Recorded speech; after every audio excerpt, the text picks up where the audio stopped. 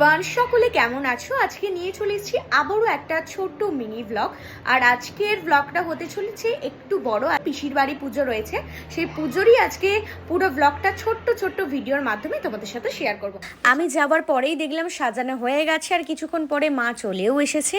আর সত্যি বলতে কি বলতো, মায়ের মুখটা দেখলেই না সমস্ত দুঃখ কষ্ট দূর হয়ে যায়। আর এইদিকে কিন্তু স্টলের একটা ব্যাপার ছিল, সেদিকে খাওয়া দাওয়া করে এখানে ফটো তুলতে চলে এসেছিলাম।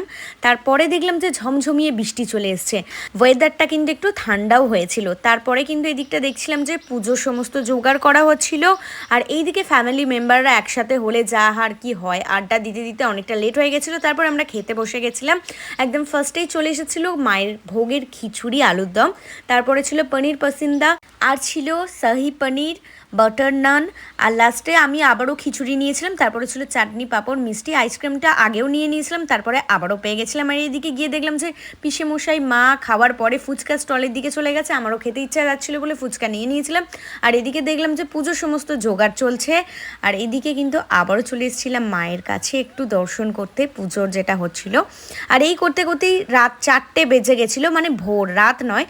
তারপরেই তো এখানে খেলা শুরু হয়ে গেছিলো, মানে কি বলবো। আর এদিকে আবির খেলা, রং খেলা শুরু হয়ে গেছিলো। আর আমি তো ভয়েতে ভয়েতে ছিলাম, রং খেলবো না বলে। তার মধ্যেও কিন্তু আমাকে মাখিয়ে দিয়েছিল, অল্প মাখিয়ে দিয়েছিল।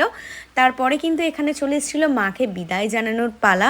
এবারে কিন্তু সত্যি বলতে মনটা খুবই কষ্ট লাগছিল, কেননা মাকে বিদায় জানানোর সময় চলে এসছে। আর আমি কিন্তু ছাদে উঠে দেখছিলাম, কেননা নিচে নামলেই আমাকে একদম ভূত করে দিত। তো আজকের ভিডিওটা কেমন লাগলো অবশ্যই আমাকে জানাতে ভুলবে না।